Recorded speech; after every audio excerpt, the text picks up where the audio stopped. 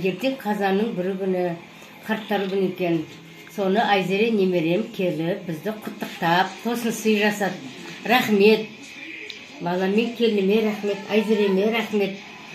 Осы өмірде болған үшін рахмет. Қандай әдемі гүл сыйлап. Құтты болсын. Өркендері өсіп, баға ашылсын.